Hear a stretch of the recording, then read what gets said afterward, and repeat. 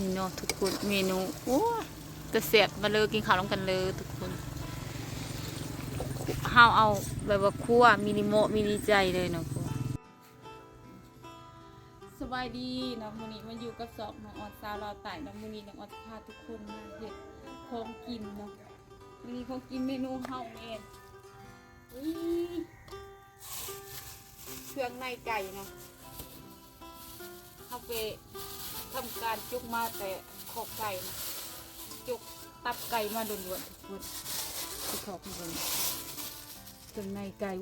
ทุกคนคือว่ากระซือเนาะอันนี้คือกระซือกระซือลักไส้กระซือมันลอยไปแล้วก็ลอยมาองศาลายเนาะได้คนกระทำมาได้เนาะออนเดินเพจ YouTube เลยยังเดินทุกคนเดินได้คนทำหามีน้องออนขึ้นมาเห็นเมนูเครื่องในไก่เนาะมันเนาะมีเอียงลงลายเนาะถ้าก็เตรียมเครื่องมาเลยเนาะคั่วเฮากะไม่ธรรมดาเนาะก่อนอื่นไว้ทำตำรางก่อนทุกคนเส้นพุ่งเนาะโมเมนเส้นอันนั้นเส้นพุ่งเลยว่าก็จะเสียบเนาะแบบไข่มันเป็นดุเลยอ่อนก็เลยไปจุกเอาในข้างไก่เท่านั้นนะเมนเราเอาดินเป็นล่างค่ะนี่เป็นผักอีตูล่าวเนาะผักอีตูบูบูพังไทยของผักเอียงอันเป็นอีตูผักอีตูล่าวหรือว่ามันมีซองแบบมันคือกันมันมีใบโหระพาหรือว่าใบบัวละพาเลยผักอีตูกับใบโหระพาเนี่ยเป็นนี่เกลือก็เป็นนวดเนาะมีบัวกระหอมทำการล่างคนชนิดเนี่ยมีเราคั่วเขาเนี่ยสุดแตกสุดผักเนาะขาใส่นี่กระจกเนาะบูกระทั่งทำไทยหอมแงงดาวหอมจงเลยคั่วมินิโมมินิใจอันคั่วมินิโมคั่วที่สกปรกที่สุดนี่ตำรากันเที่ยงนี่ก็สามารถเอาไปลงเลก็ได้นะเที่ยงไม่หักนั่งหมายก็ได้นี่แล้วว่าไป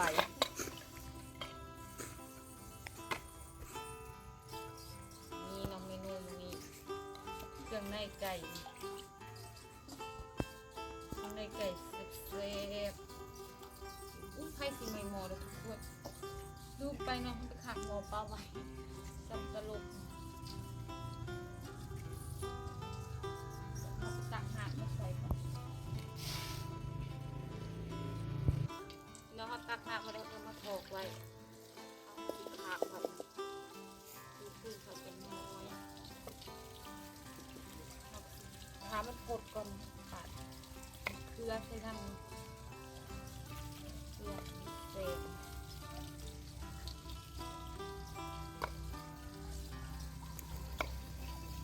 มีซุปข้าวคั่วกับแบบว่าอินเตอร์จังหน่อย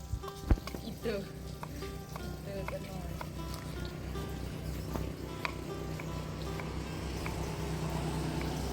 ตอนนี้โหดแบบว่าวันเนาะ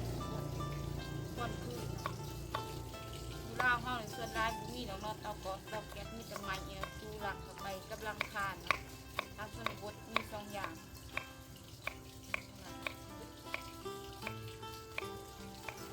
ช่วงนี้ได้คนกระทำน้องออนไปใส่น้องออนไปกินกาแฟเดี๋ยว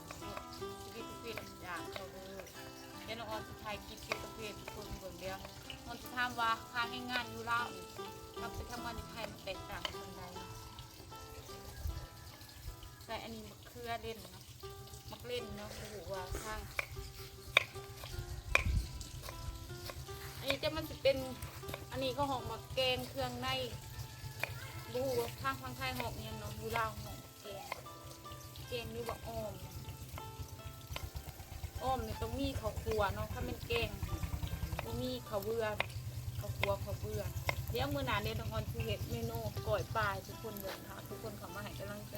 น้องออนซาเราไต่เนาะอาจสิบ่ได้มื่นตาวอกเนาะเพราะว่าขวดเนาะทุกคนขอโทษขอไฟมันขึ้นไม่ได้น้ำมอเฮาก็เลยปดมันทีเรียบร้อยเอาไข่มันลงก่อนเนาะ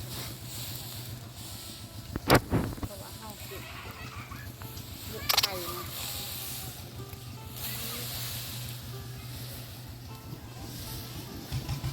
เอาตับไข่ทำตับไข่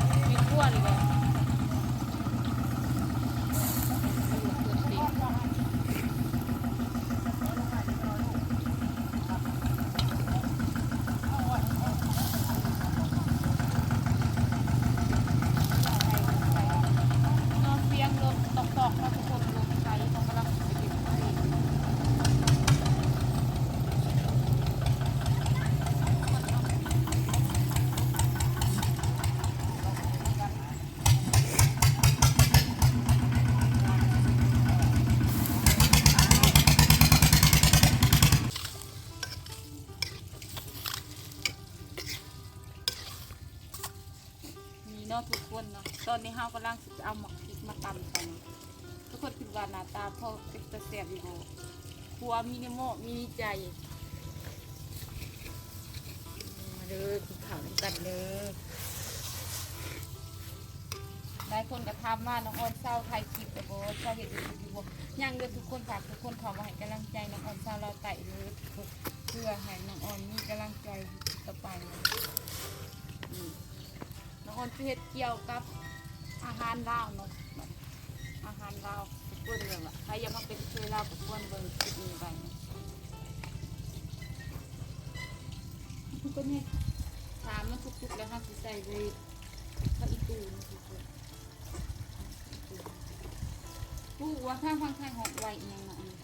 เราหอมข้าวอีตูเนาะเฮาก็เลือกเอาตะกั่นแข็งๆมากินตะกั่นเอาไปมาใส่เข้ามาเมนูเครื่องในไก่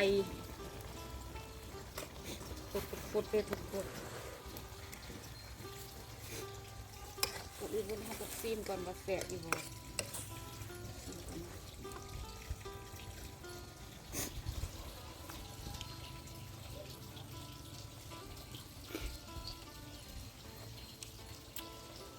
แสบทุกคนสุดยอดมาเลยกินข้าวร่วมกันเด้อนี่ใช่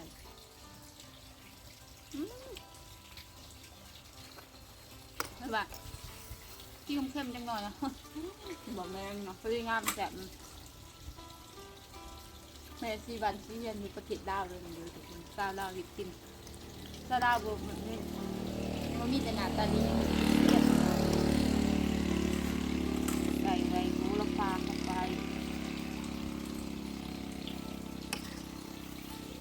หอมเนาะมัน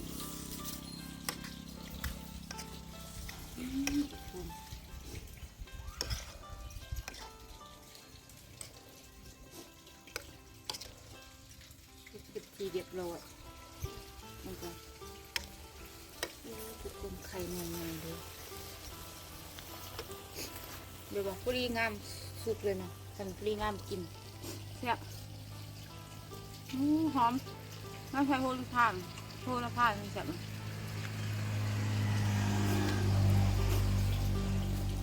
ควันเนาะทุกคนเป็นมื่นตาบกขึ้นเลยความควันแผลเริ่มกินข้าวกันเด้อน้องอ้อนกับพอโตไปกินข้าวไปเหี่ยวก่อนสำหรับที่นี้น้องอ่อนกับสิจบไปเพียงเท่านี้ไปพอกันคลิปหน้าผากทุกคนกดติดตามช่องน้องอ่อนซาลาไก่เด้อทุกคนเพื่อให้กำลังใจน้องในคลิปต่อไป